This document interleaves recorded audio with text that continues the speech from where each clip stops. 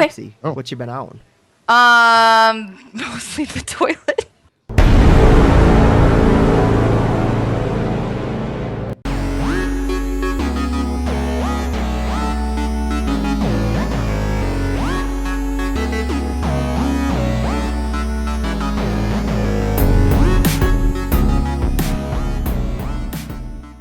Board ready. Ladies and gentlemen, welcome to episode 8 of the Homerow Podcast. We are back, finally. I know, you've been waiting, clamoring, protesting in the streets. This week... Is it really clamor? Yeah, I mean, I heard it from my window, so... Where the kids used to be, there sure? were Homerow fans lined up, picketing. So we've had a lot to talk about, but I have a feeling a couple topics are going to dominate the conversation today. But I'm very excited. Next week's episode, I can finally talk about Metal Gear Solid 5, The Phantom Pain, and I cannot wait. I can't wait.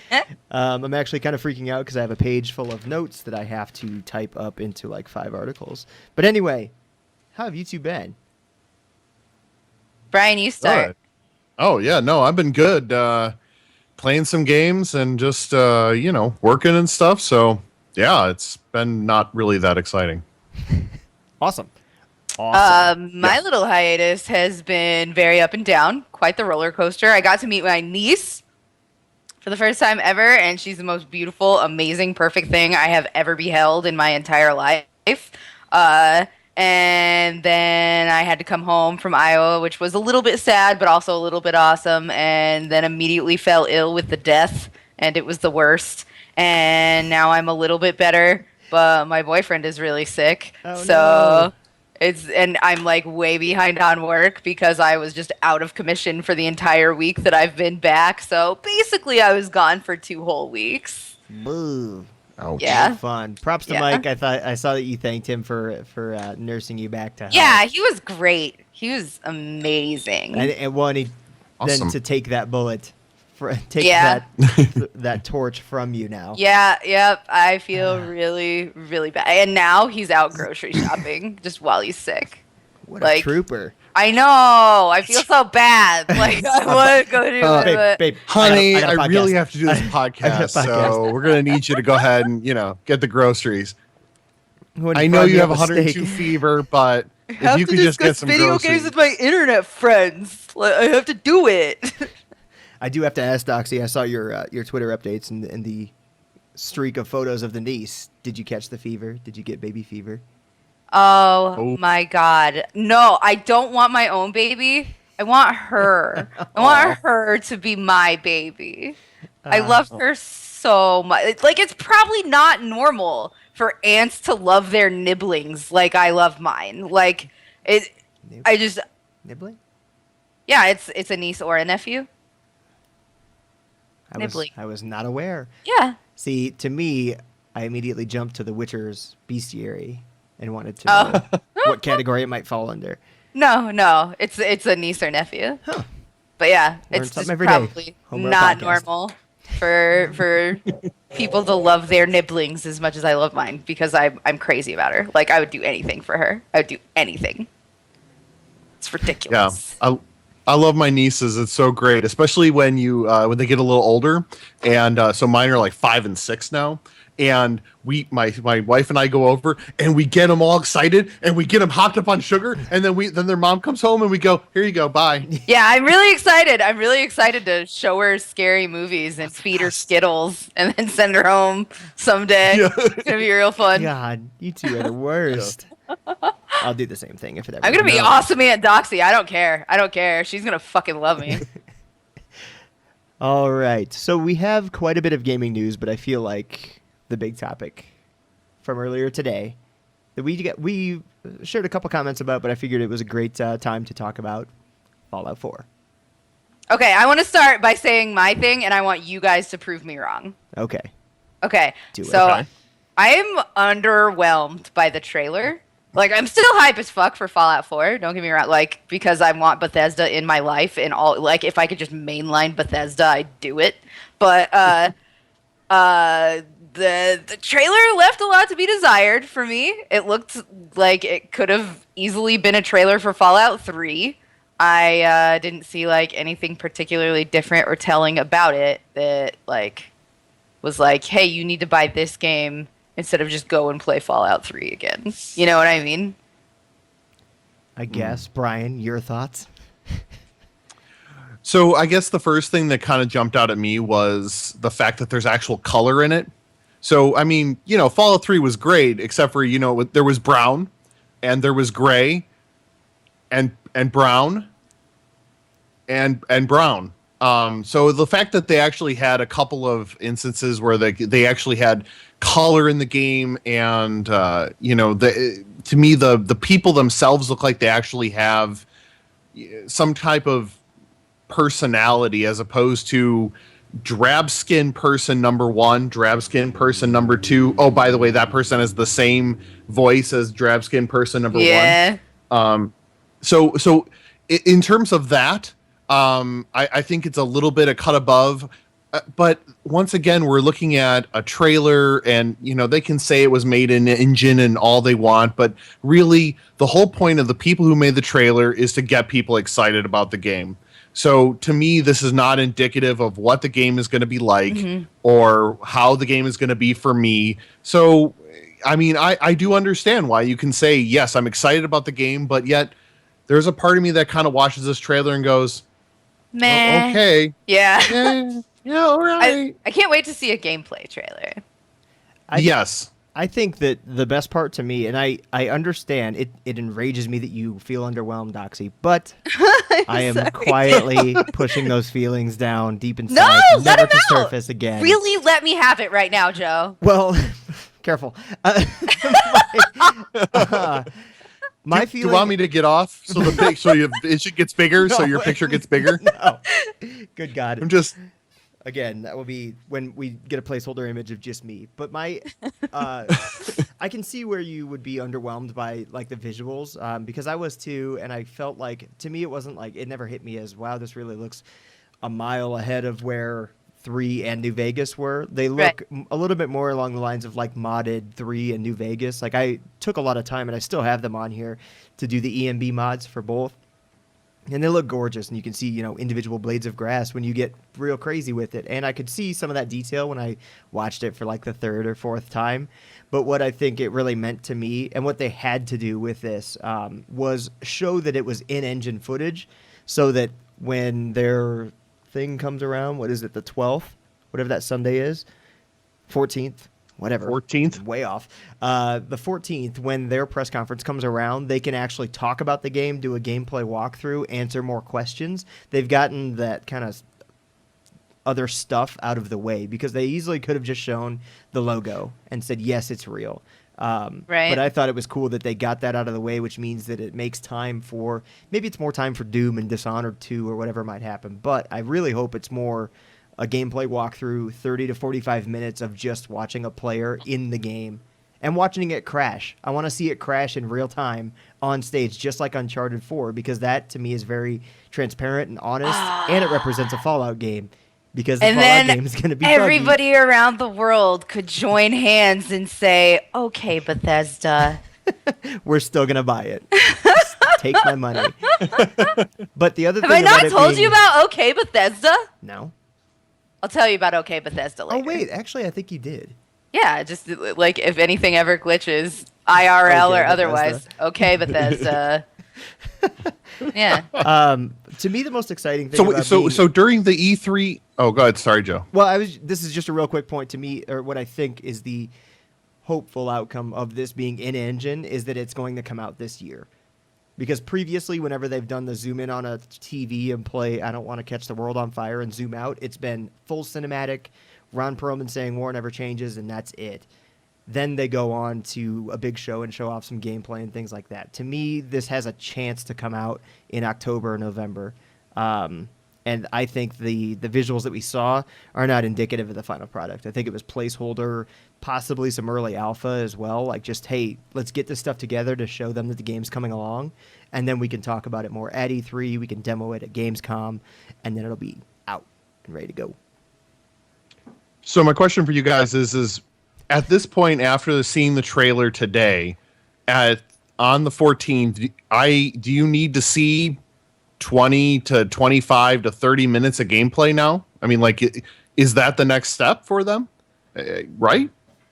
Like a gameplay trailer would be the next step for me. Like that would get me a little bit more like that's the appropriate like next step for me is seeing just like a little bit of gameplay in a trailer with like some cool narrative that gives you just like a little bit of a teaser of a story, and then after that like a big reveal of like maybe playing through a mission or something. Show off VATS, new and improved, Yeah, like what's totally. new. The funny thing is, I think that at this point, the hype is so real. I mean, it's like there are like 4 or 5 posts on Reddit that are on the front page of the all Yep.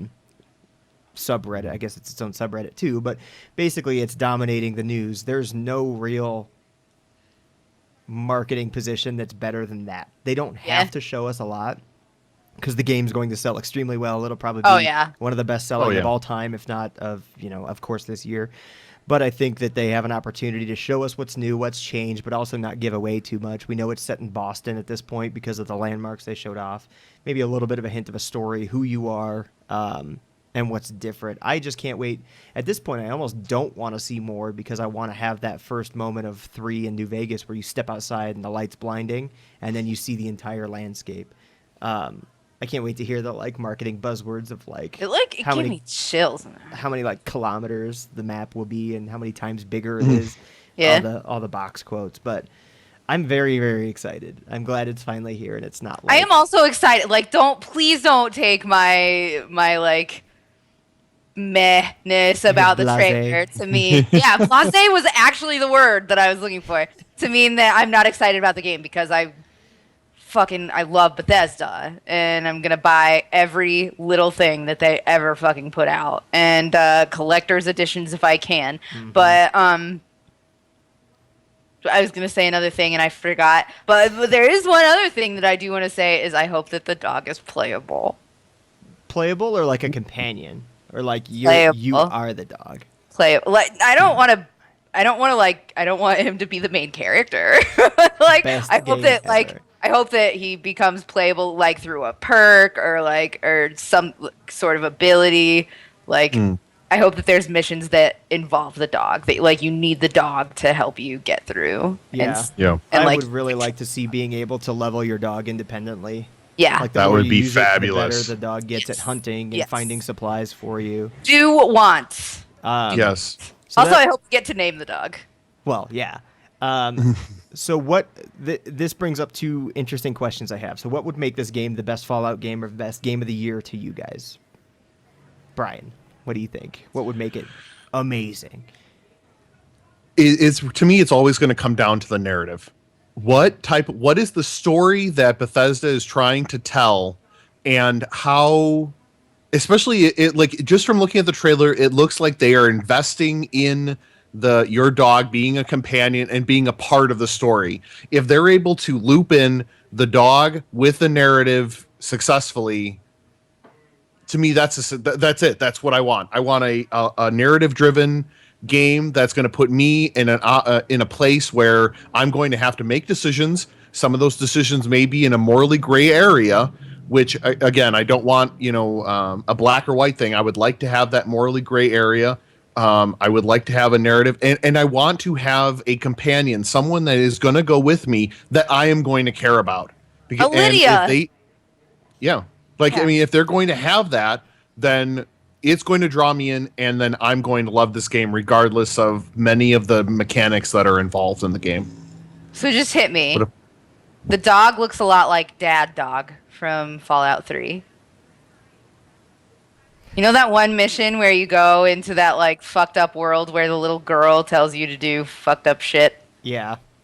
Yeah, and turns your dad into a dog. Yeah. That dog looks like the dog in this trailer. Yeah, I think they're leaning hard on the like making it more of a road warrior without the like you were saying, Brian, like the brown, gray, and green filters as much, which is good. Because you could find a dog in Fallout 3 as well. Yeah. But you had to you could also entirely miss it. I think I missed it for most of the game, and then I found out you could have it, so I went back and tried to find the bastard. So Doxy, anything beyond like the dog being so central? Yeah. Yeah, okay. So I agree 100% with Brian that the narrative is really, really important. One thing that kind of bothered me about Fallout 3 was like I was super hyped. The climax was super climaxy. They were like, "You want a climax? I'll give you a climax, motherfucker." You know, like I loved it. I loved it. I thought it was great, but I didn't fucking see it coming. You know, like it didn't feel like it didn't like going into that mission. I didn't feel like, oh shit, this shit's about to end. You know, I want more of that. Like, I want more distinct, like, story parts. Like You a know? build up more. Yeah, yeah, yeah. And I definitely more vaults. I was disappointed with the number of vaults in 3. I would like more of that. Just like more extras. Like I'm always gonna want more and more and more and more extras from Bethesda because they do them very well. I think what for me would make it incredible is taking a lot of cues from The Witcher. I've been playing entirely too much of it. I I played knew you were gonna say that. as quickly as I could. I tried to get through the campaign just so that I could get back and load a previous save and take my time. And I still enjoyed everything about it. What really strikes me about that game, though, and I'll talk about it when we talk about what we've been playing, but the like far-reaching repercussions of your decisions. Like you may make a decision or you choose a speech option with somebody for a quest and have no Oh, yeah, idea what's permanence. going to have. Yeah, exactly. yeah. Like we talked about a couple episodes ago. There is a little bit of that in Fallout 3. Right, but I think to me it was much more black and white. Like you knew what you were. It was more like Mass Effect's Paragon versus Renegade. Like a pick the blue option, that's the good one. Pick the red one, Right. that's the bad one. Yeah. And Right. in The Witcher, it's as Brian was saying, very gray, and comes up to me as more of like a. I think this is the way that like because in a role playing game, I'm playing obviously that role, the character that I kind of impress my predisposed like characteristics. Like I want this one to be a good guy, whereas Right. like in The Witcher, I'm actually playing kind of a little bit more of a renegade, like a smart ass character, Right. and I want to be able to see that, but I can't always figure out what he's going to say and how that decision. Like he might just fight somebody, and if I kill that person, they're gone. Yeah. Like that's just Yeah. done. Whereas if I hadn't killed them or maybe talked them out of whatever they were trying to do, I can remember one instance in particular where that person comes into effect in the end game, like the very last mission, shows up, redeems themselves. So that's what I really, really want. I also don't want any more. I want more vaults, like you were saying, but I don't want them like the dungeons in Skyrim, where they became just very, very predictable. Like I go in, I kill everything inside, I find a cool chest, and then I open the door to get out of it. Yeah, and repetitive, like so repetitive. Yeah. I like the number of things that were in Skyrim. Like I could just stumble around. There were a lot of great things about Skyrim that Sure. should be. Yeah, I'll play impressive the in this shit out game. of it Yeah. and not complain like for fucking 18 hours at a time. Don't care. Yeah. I'll do it. And they just. But have one a- of the nice thing about the vaults is that they could literally, I mean, these people have been stuck in there. They could have a completely different society than another vault. Right, have So, like different races of humans and stuff would be cool. yeah, and, you know, and just have them be like one society is like, as soon as you open it, they're starting to fire at you. Or the next one's like, hey, come on in and, you know, share knickknacks or whatever it is that they have. And, you know, I mean, I think that they have that opportunity. I think they could do that. So, And to me, some of the coolest moments in games, and again, I'm going to harp on The Witcher because I stumbled upon like a ruined cathedral, and there were like 3 bodies and some loot and a note and some diamonds and like rubies and crushed all these like really fine gems, but the note didn't describe anything about what might have happened there, and I found myself like wanting to look around, like why are there like 2 dead bodies, one holding a spear? Like, was there a fight that broke out? And I think there's a really cool opportunity to walk into a dungeon and find like a skeleton sitting in a chair and just be like, whoa, what happened here? Like, is there a note or is there something else in the filing Yeah, cabinet that will lead me totally. to a different person that'll be like, oh my gosh, you found my son that was waiting for me to return with this meat that's now spoiled? Or, you know, there's Yeah. a lot of opportunity. Hack into this terminal and read the diary. Yeah. Gotta Oh God, do it. the hacking. Yes. I can't wait to get back in that world. If they change the hacking game, I'm gonna be a little sad. Yeah. They could, Womp womp. It was really good the way that they did it too. Oh, I man. liked it. And that feeling of like it was 50s but 80s at the same time. Yeah, so much. Yeah. So the opposite end of the spectrum, what could absolutely ruin Fallout 4 for you, Doxy? Bad weapons. Bad skill trees. Also, like, Brian actually complained about it in Fallout 3, and I agree, and I forgot to mention it, just lack of variety in voice actors. Like, I really hope that they hit that hard this time, because Bethesda is so bad about that. Like, so bad about that. Every single game, it's the same. But, like, the ones they get are great, don't get me wrong, but I really want to see them work on their voice acting game. Because it just like tears me out of immersion a lot when I'm just like, but you sound like Farkas, and I know because he's my husband. Like, you know what I mean? Yeah. I don't know. I feel like they get a couple big gets, like Liam Neeson in Fallout 3, but almost there's like maybe a crew of 10 other people that just get recycled throughout the time. And I know that's tough, and it's probably very expensive as well. But again, to harp on The Witcher, like, I feel like the characters are individual. There's a few merchants here and there that are, like, have 2 lines that just say "great inns" the same way, and it's really funny once in a while. But I think that I am right there with you. You know, and I don't see why they can't. I'm perfectly fine if they don't get a big name actor. Get medium named actor. Get several fucking unheard of people that are just really good, like good at what they do. Yeah. Yeah. I would be so 100% down for that. Like, Call what me. a way to launch a career. I'll do it. I'm a voice. I'll do it. Bethesda. I'll do it. I'll do it for free. We'll send out this video file as a job application to Bethesda. Jobs at Bethesda.com, right? There you go. Cool. I'm for it. I'm with it. What about you, Joe? I mean, what's going to kill it for you? Online.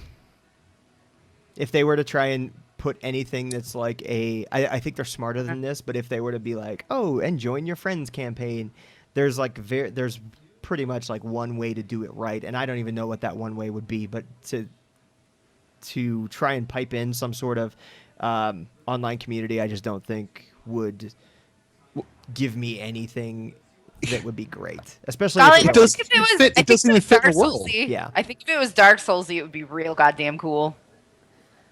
I could see it. Like, I think there's something to be said for running into another survivor, but the tough part is, like, if they're trying to tell a narrative, which they're obviously going to do, they're trying to weave someone's narrative, like what happens to people in Destiny. Like, the weird part is, like, my narrative is the exact same as yours. Like, I am the guardian that saves everything. Like, why are there 30 people in this tower that are going to go do the same thing that I'm going to do? I have to save the universe, not you.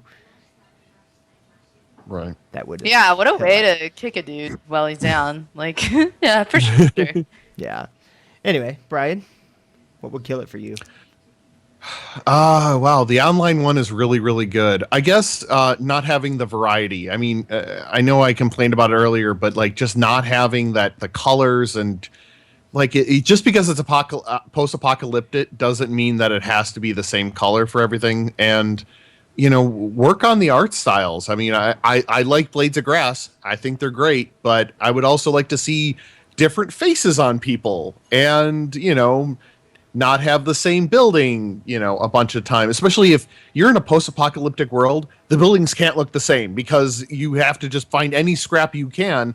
And you obviously are not going to find the exact same scrap that someone else found. Yeah. So just maybe some updates in the art assets. I guess the other thing that would really kill me is if they really didn't, if it's using, you know, similar engine to like New Vegas and Fallout 3, because those were like 5 years ago, man.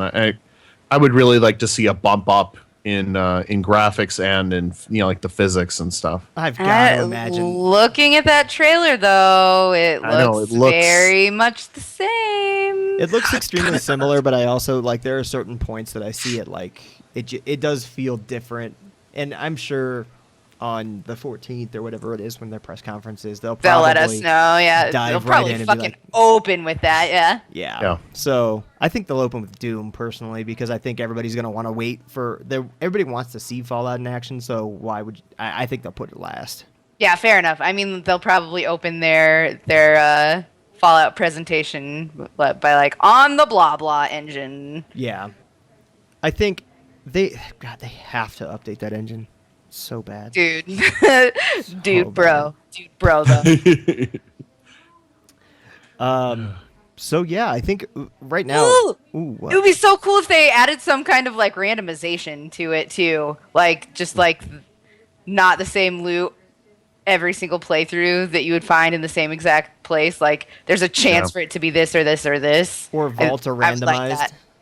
Ooh, yeah. Well, I don't know. That could really fuck with it because it would be really sweet if vaults like each had their own theme, you know, like because they kind of touched on that a little bit in Fallout 3, but like they could really, really go places with that, you know? Yeah, that's a good point. I think the lore of Fallout is a little bit more conducive of planning these things out because they are communities and they have a little bit they can make some cool stories about like hearing about Vault 110 down the road or something like that. Totally. Yep. Randomization would be nice. I think my other big fear is that they make an open world, and it hasn't been a problem in the past, but with everybody talking about Mad Max, that game recently, the big concern I keep hearing is that the world is very large, but also like boring, like very sparse, and there might not be a lot to do. I feel that way a little bit about the Borderlands pre-sequel too. Like it's so huge and not a lot of stuff. Yeah, it's I always can depressing understand when that. that happens. Like, Yeah, it's just like, because Borderlands is one of my favorite game series of all time. Like, so fucking good. I would welcome a Borderlands 3 next week. Oh, yeah. Oh, God. I'd take that. Now is not the time, though, because they just released the pre-sequel, and I'm kind of less than impressed with it. I want them to take their time and make it just... Yeah, but pre-sequel was Australia, and maybe the Texas guys have been working on it. Who's working on something different? Which ones? So they have Battlecry and Battleborn. They're those two. They have Battleborn. Okay. Battlecry is Bethesda.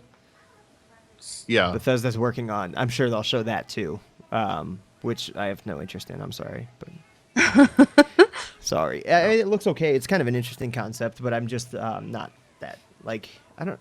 It's kind of MOBA-esque. Same with Battleborn is MOBA-esque. Yeah.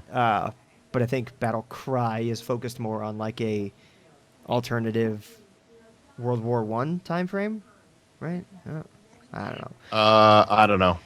Basically, the new thing is, hey, let's come up with a one-word name for that is the most generic thing that we could possibly call it, so you have no idea what it's about. Let's call it that. Battle something. Just add like a suffix that doesn't make any sense. Right.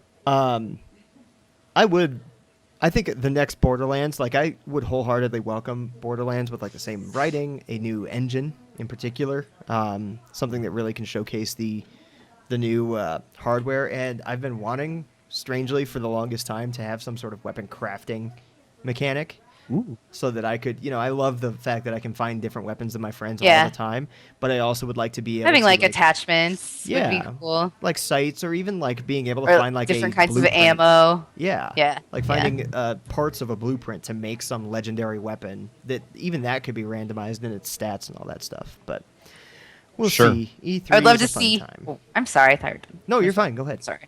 I'd love to see like maybe like Asian themed kind of Borderlands. And cool.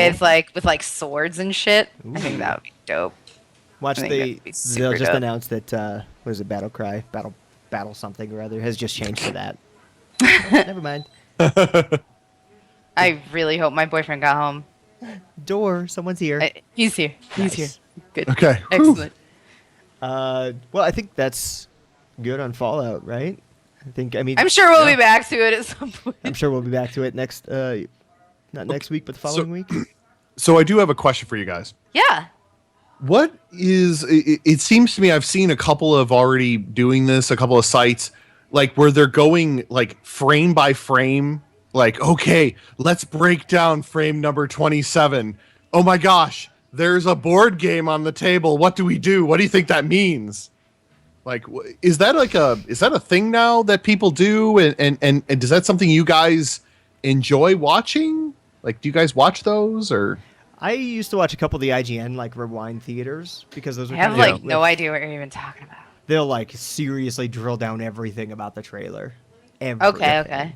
And like there's that scene where there's the Brotherhood of Steel armor hanging in the garage. And I think that's where people are going nuts right now, like looking, there's weapons on the wall. And I think people are just diving way too far into. For me, it's more of like, I can wait 2 weeks. Yeah, like exactly 2 weeks almost to find out more about that game.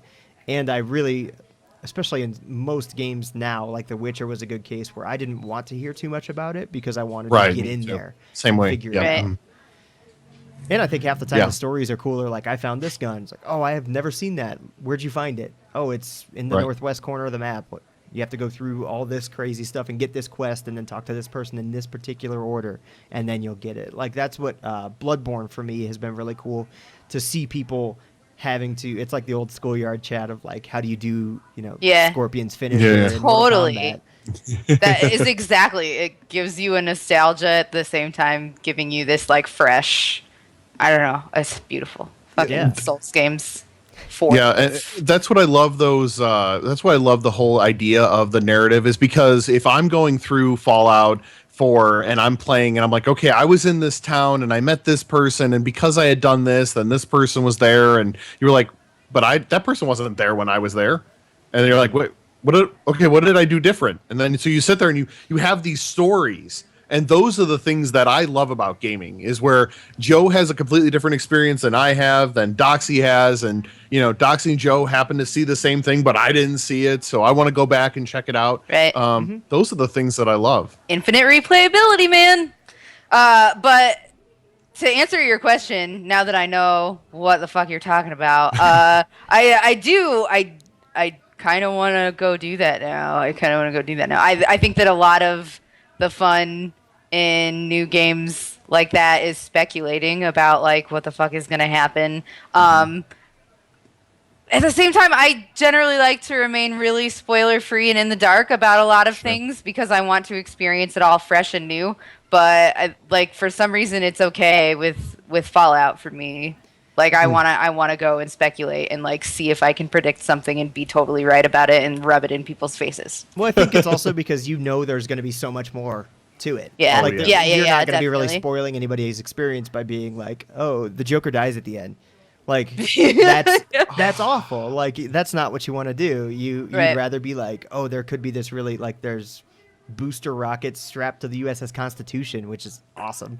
And I think one scene in the trailer has it flying. Like, now I want to know what that's all about. But if somebody were to tell me what that quest is about, I'd be pissed. That's a spoiler. It's different. Yeah. Right. Even if Yeah. it's a potential spoiler, I try not to look at that stuff. Where, like, it sounds really stupid, but I actually like looking at the marketing materials that they come out with. Like, Batman, for instance, has too many videos coming out right now. But I do like seeing the dual combat stuff where I can switch to Nightwing and hit somebody in the face and then switch back to Batman and take them down with a leg sweep. Like, that stuff's cool. Those are more of, like, features as opposed to being, like, I don't know, going too deep into things that, especially for a game that, like I said, I hope it comes out this year. I think it might, but it also could be next year. I wouldn't be upset if it was next year. We have a lot of good stuff coming out this year. I'd be okay with it. I think the older I get, the more mature that I am about delays. Like for The Division, just got delayed. Yeah. I'm totally okay with it. Just make it a good game. Just make some good decisions. Absolutely. Make it make the gameplay loop very exciting and very like replayable, like we were talking about, because that like being able to explore New York City as a cleanup crew, but avoiding these dudes with flamethrowers and trying to save people is a really cool opportunity. And being able to stumble into PvP on accident, to me, is like one of the first games where I've actually wanted to do that. Like, oh shit, these guys are level 20. We need to get back out of this zone, but we can only go forward through them. Like, that's some really cool stuff that could happen. But they could also release Assassin's Creed Unity and everybody has no faces. Like, I'd rather have them take their time and just chill on it. Like, that's what you need in order to make a good game is time. Well, time and resources, and fucking Bethesda has resources just shooting out. So whatever. They have what they need. Yeah. So like the only thing that they really need that can't be like just granted to them magically is time. So Yeah. But they're also self-published, right? Or they're their own publisher. Yeah. Well, I mean, so are they publishing it or is ZeniMax publishing it? I mean, I realize it's the same company, but, I know it's their parent company, but I don't know who's actually publishing it. Yeah, I just have a feeling that if the Bethesda team that's working on it, the development team was like, we need 6 more months, I have a feeling they'd be like, cool, no problem. You guys do it. Because that and not ESO, Elder Scrolls in general, like if they were to announce Skyrim successor is coming out in 2018, they know that they're going to make a boatload of money in 2018, and they can probably stave off a little bit because they do have like ESO will make a little bit of money. I think The Witcher 3 has taught us that you can delay 6 months as long as you're up front with the community and say, hey, we're trying to make a better game. We're going to need a little more time, and be transparent about it. People are fine with it. I'm pretty sure Witcher 3 did okay, even though they delayed from fall to May. Yeah, I'm sure they did okay. Yeah. Yeah, that's... Whatever. They totally have the Scrooge McDuck diving into a giant pit of money right now. I think just CD saying. Projekt Red's doing just fine. Yeah. And I'm so thrilled for them. I'm thrilled for them. Oh yeah, absolutely. That's a really cool like story to follow. That developer in particular. But yeah, anything else on Fallout? I'm so excited for the 14th now. The E3 hype train is like rolling. This is gonna be the most exciting E3 for me for a long time. Like, yeah. Right. I'm kind of terrified to see what they announce. Like, I'm so excited to see things like the Bethesda conference and see things like the new PC side of things on, I think that's like Tuesday or Wednesday night. But I'm terrified to see somebody else be like, oh, and this is coming out this fall. Like, no. No, stop. Please. No. But that's Call of Duty o'clock. Yeah, exactly. Like, we have Halo. But I have a Call of Duty wife this I year. need to spend time with. My poor puppy. I can't get like an auto feeder for his little dish or anything. Time to hire a maid. Another neat little rumor that I think both of you might be aware of, but I wanted to get your feelings on, because this is, to me, it represents an interesting either opportunity. It could be a pro or a con. But there's a rumor that Dark Souls 3 will be announced at E3. What? Never. No way. All right, No so Doxy, way. why? Because they take a long time between games, dude. They just do. They put their heart and fucking souls into those games. Get it? Literally and figuratively. Hey. But no, they fucking polish it and polish it and polish it until it's fucking perfect. Like, there just aren't bugs in those games. You know what I mean? Like, I mean, there are, because obviously they're games, but like, Their games. there are no okay Bethesdas in FromSoft. Yeah. Like, there's no way. Like, if they do, I don't know if I'll be more excited or more scared, to be honest. Like, I never want to see them rush a game. Right. I only want to see them put out the masterpieces that they have, you know? Does From Software only have one team, or do they have like a dual team format? Do we know? My knowledge is they only have one. Oh, okay. And I don't even. I didn't know if that's it was public like knowledge. the Yeah, team that did that's Dark Souls position is above different my from pay the grade, Dark bro. Souls 2. Let's see. No, Doxy, I assume that you were on the phone with them constantly. You're like, Miyazaki, what's up? Miyazaki-san. So Yahoo's the worst fucking search How you engine. doing? Why did you even go there? I used Firefox, and I'm just used to typing in the menu. Here, don't worry about it. All right.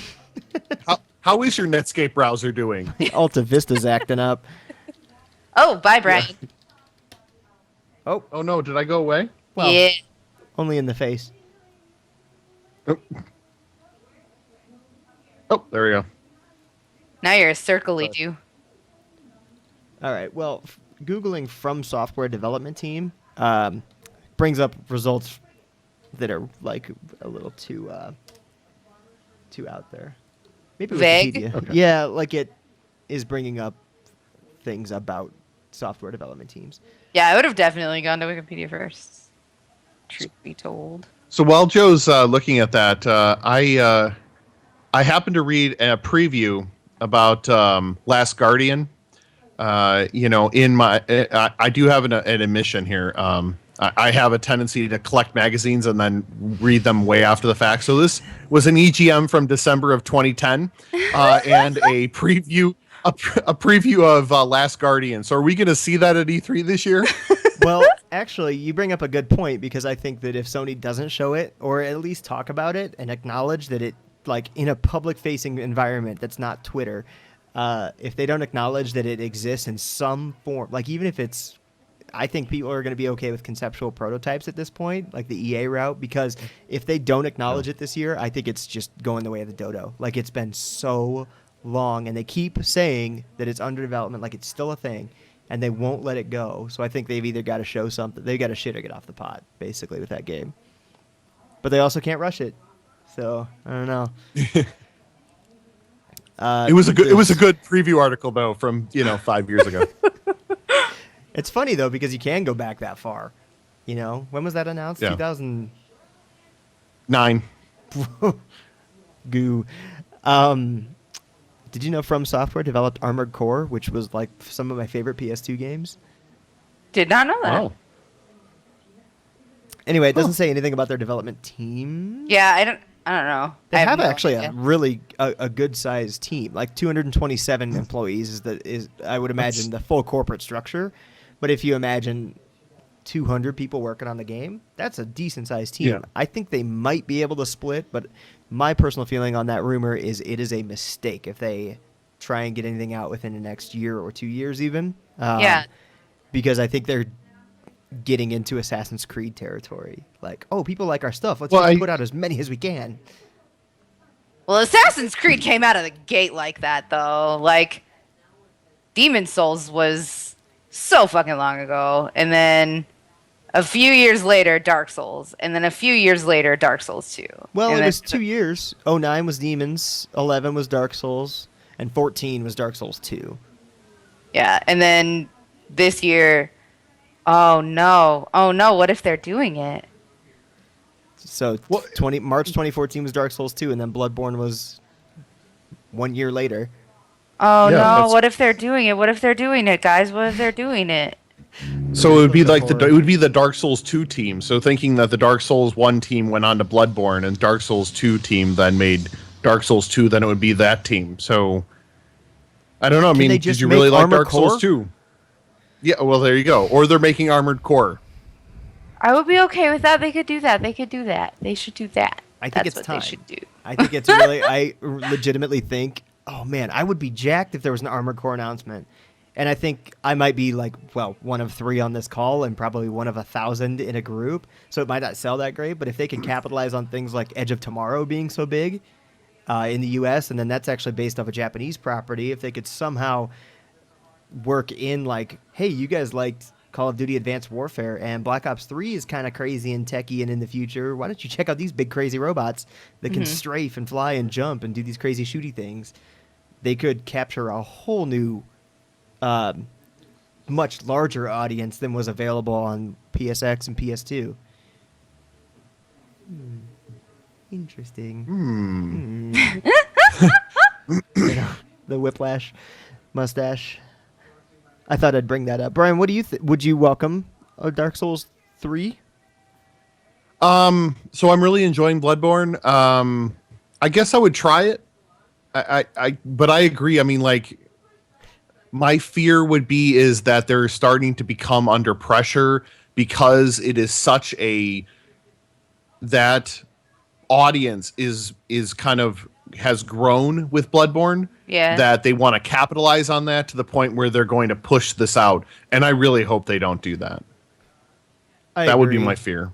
My biggest fear is if they did a Dark Souls 3, they're going to be the Dark Souls developer, and that's it. And right now, they're kind of known as the Dark Souls / Bloodborne guys. Like, I forgot that they made Armored Core, and I forgot that they made Tenchu, the Let's ninja be game. real, though, that it's all just Souls games. Like, Bloodborne is a Souls game, and, Yeah. like, that's how people see it. Sure. Yeah, and that's fine. I think they'll probably still be just fine if they've just made Souls games and Bloodborne 2 and all that stuff. But I think it would behoove them to diversify their portfolio, especially Yeah, if I they really own- want to see more. I really want to see more from them that is not in that series. God, I would love a new Tenchu game too. They could do an awesome, very difficult Tenchu ninja game.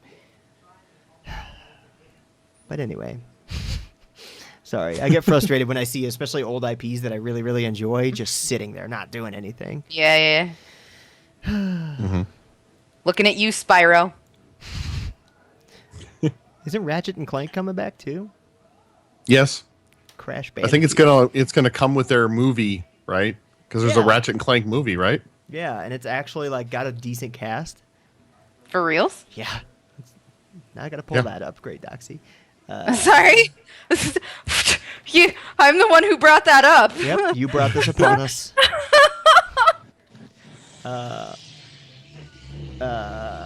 Why do I like all the Mission Impossible movies so much? We don't know. I really No, like literally, we don't know. I just saw The Kingsman last night, and them. Ooh, how was kind that? of awesome. so fucking good. I want to watch it good. again right now. As soon as it was over, I turned to my boyfriend and was just like, "Watch it again." I heard love it again. love it. Sylvester Stallone, Rosario Dawson, Paul Giamatti, John Goodman. Deal. Ah. I will see this movie. Yep, Dan Connor's in your movie. John Goodman. I am in love with John Goodman. Anyway, Homerow's a podcast about video games. This is kind of related. Is close. it? Sometimes. Thought it was about boogers, guys. Well, I'm kind of excited to continue the discussion about what we've been playing. Okay. Doxy, Oh. what you been on? Mostly the toilet. Nice. That is a soul's ass soul game right there. You should see my bloodstain. I'm gonna stop. Oh no! I'm gonna stop. No. Stop. I'm gonna stop. Joe, your face. Okay. I swear I'm joking. So I'm playing Shadow of Mordor for Nice. Doxy Death Count. Oh been yeah. really- I apologize. I didn't get a chance to tune into that. How's that going? That's okay. I ain't even a little bit mad at Oh, you. man. But it's fun. I somehow between my last play of it and like this time playing it, have gotten like crazy fucking good at it. So that's nice. I don't die very much, so it's kind of a bad choice for Doxy Death Count, to be totally Jack honest. up that difficulty. That'll Yeah, get you. like I probably have to because I'm not dying like hardly at all. Doesn't make a And- very good death count video then. Right, exactly. But it's fun and I like it, and it was always fun and I always liked it. It's a really, really well made game, well put together. The one thing about it that's really pretty silly is I'm playing as the female playable character, and I still have the dude's voice. Oh. Yeah, and during the cutscenes, I'm still just the dude. Just Troy Baker growling at people. It's really fucking funny. That's I fantastic. really like Yeah. it. All right, I'm watching. What days are you on? Tuesdays. Okay. Tuesdays at 10 p.m. Central, 11 p.m. EST. But yeah, so I've got that going on. I'm gonna be taking a look at Duck Game on tomorrow night. Have you guys heard of Duck Game? Nope. It's a new Adult Swim game, and it is Okay. fucking phenomenal. Adult They- Swim Games kind of crushes it. They're always Yeah. so good. Always so good. Like, they won me over with Volgar. Did you guys ever play Volgar? Volgar the Viking. Yeah. I have it on my Xbox One, and I downloaded Yeah. it to play it like as a time waster, and got so into it. Yeah. So good, right? Like, Yeah. that was the first time that I wanted to like just crush a controller into dust in my hand in a really long time when I played yeah. that. But I got to know the dev of that game, and he's super fucking cool, and that's one thing about Adult Swim that I really like, is they are all just fucking angels. Like, these amazing people that are putting out amazing games, and like will put you in touch personally with the developers, and like it's just great. And so I'm really looking forward to checking out Duck Game. Just sounds funny when you say it like that. Yeah. Yeah, I don't even know how to describe it. Really, it's arcadey. Kill things really quickly. Get through platforming. It's fun. It's Well, really fun. You tried. You're a duck. There's lots Yeah. of different kinds of guns. Did she? I played about this much of it, you know. Mhm. So like I'll be checking it out soon, and I'll be able to give you a more thorough assessment of the game. And then another thing that I'm about to be checking out is We Happy Few, which I am just crazy about. That's the Excited. That's the one that reminds me a lot of BioShock, right? Yeah, retro futuristic set in Britain, crafting super awesome intro yeah video or reveal trailer that they did. Terrifying people with masks. That looks awesome. I will happily tune in and check that stuff out when you get that. And then there's one more. Hold on, there's one more that I am checking out really soon. I have to just look at my email. Remember. Venture Forth is a first-person dungeon exploration. It's dungeon exploration. But it magic, weapons, dungeons. It's gonna be sweet, super voxely. It looks a lot like Paranautical Activity.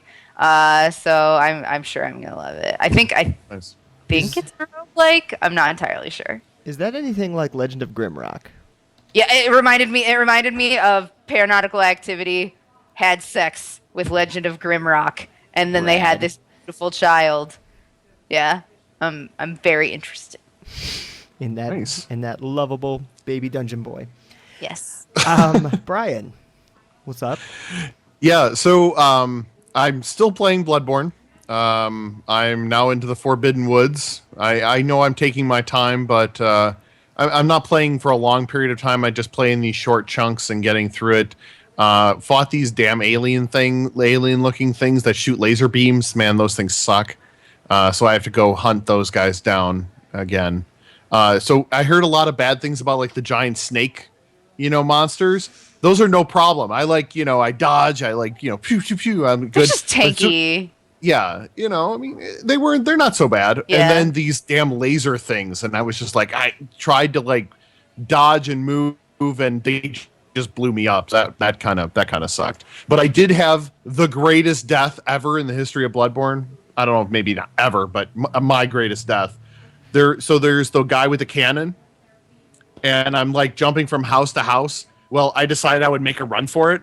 So he blew up at my feet, literally saw my character go sideways into a building, and then got killed by a beast. As soon as I got up, bam! And I'm like, but it was just there was that slow motion, boom, and I went flying into the building, and I saw splinters flying everywhere, only to die. It was the best. That's best great. death. Nice. Oh, I felt so great. I'm also playing. Since we've had such a bit of a time lapse since the last episode, I don't think I talked about my play of Rebel Galaxy. No. So I was able to get a preview from the guys over at Double Damage. My God, it's like space cowboys and Firefly, and the entire time while you're playing, there's this kind of twangy southern rock happening in the background. So you're just it's kind of like a space truckers meets cowboys meets, I don't know. It was fabulous. It was just there are different factions, and I had been, picking off this one faction because they were easy quests. I was just mopping them up. Well, they set a huge trap for me. And all of a sudden I flew out, drop out of warp. I'm like, haha, okay, there's a couple. Oh, that's a lot more ships. I'll see you guys later. I'm gonna run now. And I just turned the ship and ran. But that is what is great about it, is the game just sort of I was doing some trading. I was doing some main story missions. I was picking up some bounties. I stopped off at some kind of satellite that was had some kind of message. I took out the message and went to the pickup site and basically stole someone else's treasure because I picked up the message before they did. It was just, man, there was just so much going on. It was just so much fun. Nice. That sounds really interesting. I had only watched a quick video on it, and it was only showing the space combat, so it looked semi-interesting, but I wasn't. Yeah. Bless you. Thank you. Yeah. Oh, and if you like the Assassin's Creed naval combat, that's exactly what the combat is like. So if you loved that, you will like this game. So look forward to that. It's supposed to be releasing sometime by the end of the year. Normally turned off by space games, but you just sold the shit out of that. Oh, thank you. Yeah. But yeah, I remember I you do have, asking me if I saw it at PAX. yeah. I do have a video up on CoinOp. So if you go to youtube.com/CoinOpTV, there is a video up there. Just look for Rebel Galaxy. So you can check that out. And then lastly, I'm playing for review Adventures of Pip, which Yeah, I've been wanting to hear about this.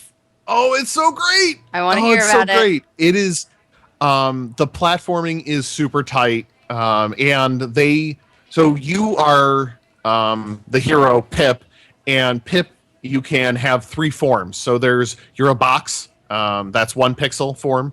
And you can when you jump, you can float if you press and hold. You can go into little tiny things, little areas. Then there's 8-bit Pip, and he can do wall jumps and he runs fast. And then 16-bit Pip has a sword and you can push blocks and things. They perfected, you walk into a new area and you're like, okay, here's what I need. Immediately you visually recognize, okay, I need to become 8-bit Pip, and you can devolve anytime you want. You need to find a special creature to evolve, but you can devolve anytime you want. And you're like, okay, I need to be 8-bit Pip. I need a wall jump, and I need to jump over here. And while I jump, I need to devolve to 1-bit Pip so I can get into that tiny little space. Wow. And you're like, okay, so now I have to do that. And so then you go and you're like, okay, I didn't do that. Let me try it again. Okay, I didn't do that. Let me try it again. And it's very quick. So you die, you're immediately back at the last checkpoint. Yeah, I was just gonna ask. Yeah, it is super quick. So none of the deaths feel frustrating. Every time you die, you're like, okay, I totally could have done that. I just didn't do it right. Sounds like a more involved Super Meat Boy. Yeah. So far, I'm just really, really enjoying it, and I'm starting to get in some really difficult platforming bits, like bouncing off of enemies to get across the levels, and so they have gotten more involved, including going up. So you're bouncing off the enemies and going up and wall jumping in between. So it's so the difficulty is definitely ramping up. So, but I'm really, really enjoying it. The art style is fabulous. There's also the 1-bit people are considered lesser people, so they're kind of the poor folk, and so there's definitely kind of a the people who got turned in from 16-bit to 1-bit folk are like I can't believe I'm a pixel now. Oh, and it's like, whoa. So there's actually kind of some societal messages in there as well. So caste system. Yeah, pretty much. So it's pretty great. It's pretty great. But that's pretty much about all I've been playing. What about you, Joe? Yeah, Joe. Well, I think you'll both be happy to hear that I finally put down Battlefield Hardline. Oh yeah. I think I'm over it. Did you do what I suggested? Did you freeze it? No, it's still there. It's still up there. No, but since we last got together, I had actually had so much going on that I didn't get a chance to play a ton, and then I got the opportunity to review The Witcher. I've been spending so much time. I've only gotten to play an hour. Not much of it. Man, so what I really love about the game and why I know it's going to be 200 plus hours like they described is the fact that it can be very difficult if you want it to be. It can also be very satisfying. It can also, I'm still finding, I've beat the entire campaign and gone back to a save that's about midway through so that I can find the side quests because they're that interesting to listen to. And like I had kind of said I want to see in Fallout, there are far-reaching consequences that might aid you or help or hurt you in the final battle. I can help people or I cannot. There's underpinnings of a lot of religious zealotry. There's a point in the game where this commander comes in and takes over the large city of Novigrad, and not necessarily through a battle, but the way the game is set up is you just get there to this game after a huge war, and the entire surrounding lands are just in terrible shape. There are bodies hanging from every tree you go by. Watch posts have bodies, and what really struck me was the way that the game made me take a second, whoa, this is kind of heavy. I'd see human bodies, and then I couldn't tell if this skeleton was a dwarf or a child. And Oh. either way, it was really Oh. sad. Like Yeah. I was just kind of galloping, and there's no context, no notes, no here lies anybody, here's what they did. It was just a shorter body, and I was like, oh my god, like this is bad. There Yeah. are pyres with people like being lit on fire as soon as you get to the large city. Like there's racism between the humans and non-humans, particularly directed at elves. Like humans cutting elves' ears to make them normal. Like there's just a lot going on, and I have to applaud like everything that CD Projekt Red. Like they're getting a lot of praise, but they deserve it. Sometimes Right. games get praised because they're very large in scope or they're just well done. But there's just so much going on, from like the political aspects all the way down to part of what I kind of expected too was when people talk about The Witcher, they talk about it as a mature game, and Yeah. sometimes that comes across as, oh, there's just boobies everywhere and you can have sex with anybody you want. To be fair, I mean, they're in there. They're there. Yeah. But it is handled in a much more mature way than I thought yeah, that it's it not might be. gratuitous. Exactly. Yeah. I knew right away, like coming right out of the tutorial, that they were going in for the kill, like that they were after your emotions. When like immediately wandering past like people crying over dead bodies and like this group, like this trio of just like hanged people, I was like, oh, this is gonna be dark. This is Yeah. about to get like I'm gonna cry. I better not stream this with face cam because I do not have waterproof mascara. I'm really excited to see where this takes me. I love a video game that can make me feel. I love it. Yeah, and I won't give away any of the story really, because there are certain points in the story where I was like, oh my gosh, this emotionless main character who could come across, like I think I harp on Watch Dogs, I probably have on this show, for having a grizzly, white, male, gravelly voiced character. And this could come across that way, but The Witcher has a little bit of background that helps explain it. Like he doesn't show much emotion, but they still are able to emote with the face in such a way that it's like, wow, like you're pursuing basically your protege, like your daughter, and you can tell that this guy loves her. Cares. Yeah, he cares, and there's some very powerful moments later in the game, particularly. But then there's also like the side quests are super interesting, and you grab a notice from a notice board or talk to a random innkeep, and they have you go talk to this person, and they at their core they're kind of fetch quests or go here and kill this thing, but there's interesting conversations. There's a lot more going on under the surface to it, and the game is gorgeous. I'm playing on Xbox One, and I think I kind of expected it not to look as great as I know it will on PC. Sure. But it still looks very, very good.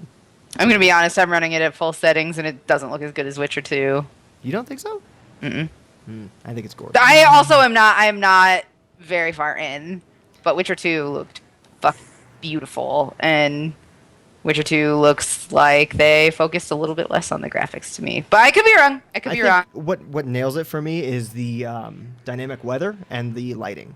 Right. So if I meditate until the morning and wake up and there's a storm, but I can still see the sun on the horizon, but these clouds are over it, and Yeah. the way the trees move, the way the wind howls through the trees. If you turn off, like I actually like the music, but you can also turn off the music, and it even pulls you in further to the environment that you're in, especially if you're out in the wild. Yeah. I mean, there is some amazing shots of it where you're like, you see the storm rolling. I mean, like, you can literally see it in the distance rolling in. It gave me That's that Red Dead amazing to Redemption me. feel. That's That's what it really amazing did. to Like me. giant clouds with lightning inside of them, not necessarily like that cheap line.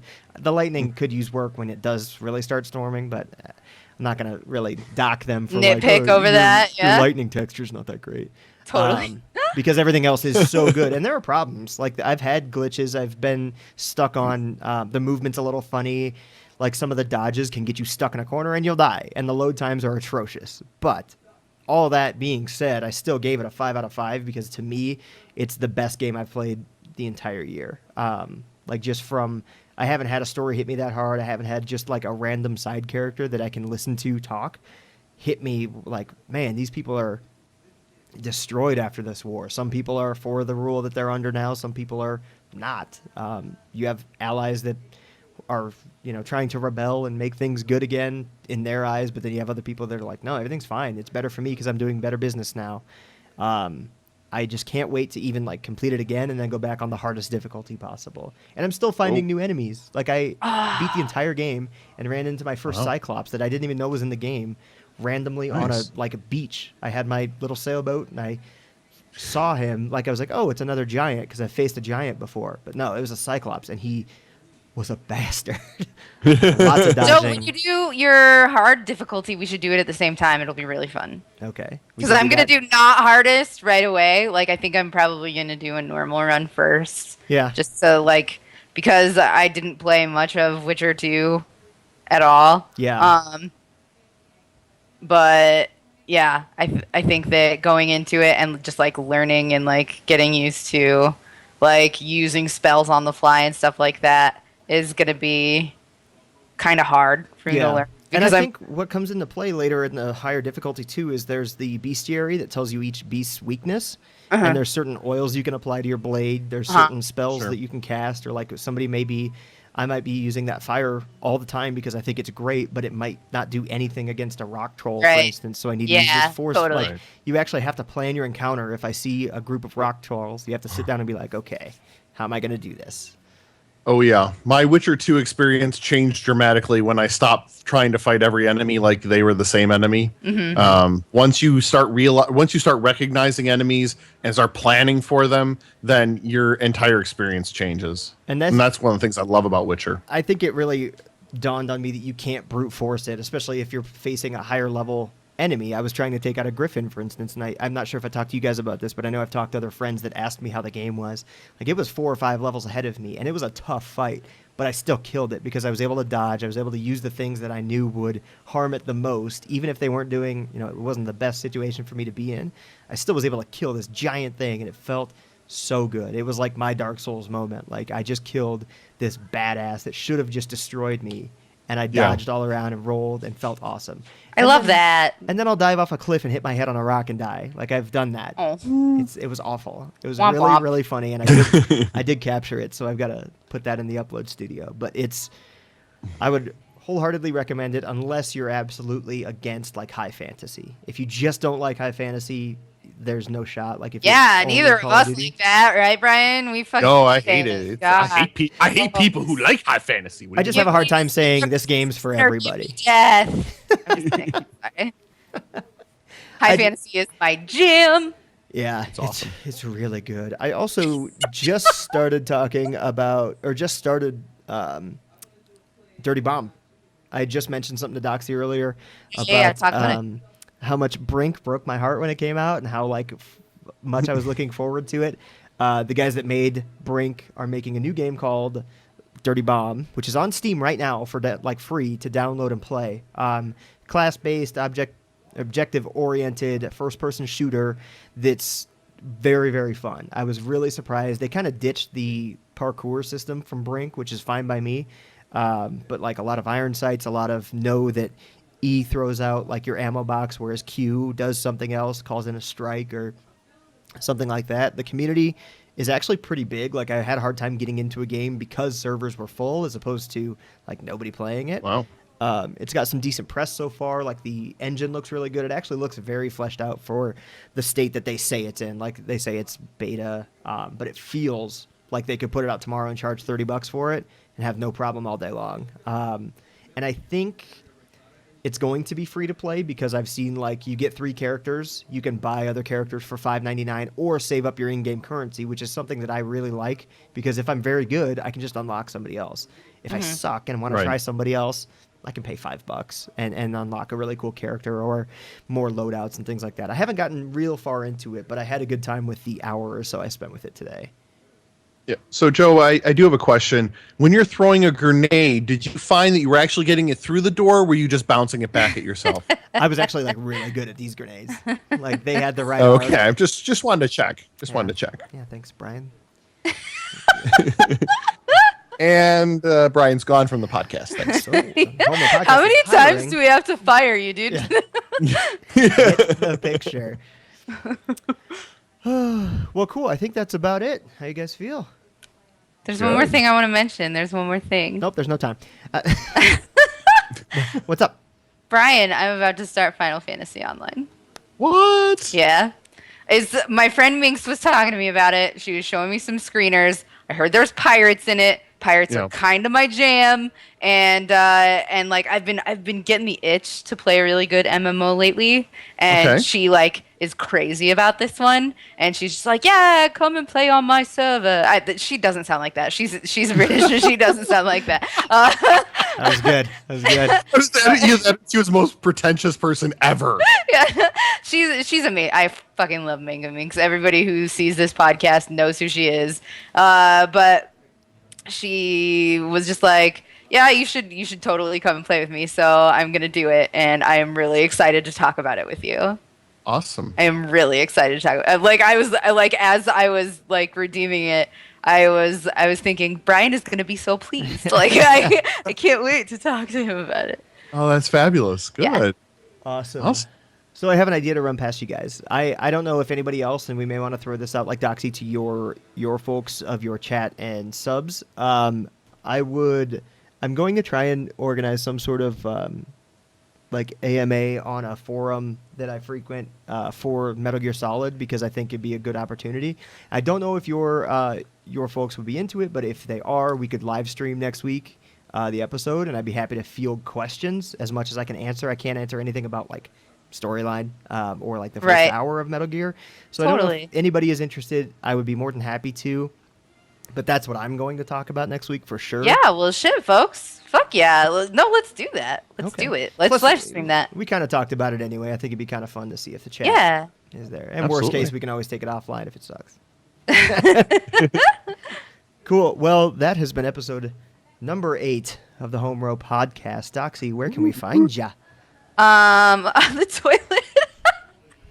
No, I'm just kidding. I just want to remind everybody that Doxy earlier asked everybody to check out our bloodstain.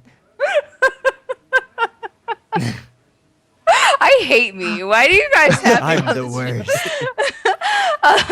You can find me at youtube.com/ZER0DOXY, at twitch.tv/ZER0DOXY, and twitter.com/ZERODOXY. Or with a 0, and then it'll redirect.